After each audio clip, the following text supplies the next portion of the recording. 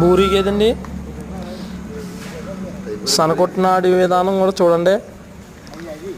పొల్లు కూడా 6 పొల్లు వేసిందండి.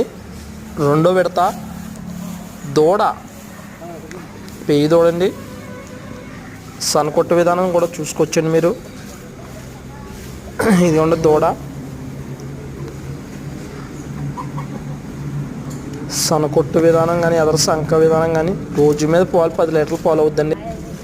చూడన్నా వెనకాల సంఖ విధానం కానీ నాటుకొట్టు విధానం కానీ బూరి గేదండి. 100 గేదెల్లో 1 గేదె ఉంటుందండి.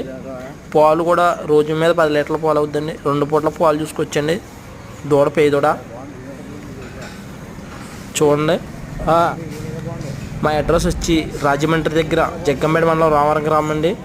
మా ఫోన్ నెంబర్ 9668911611. Thanks friends.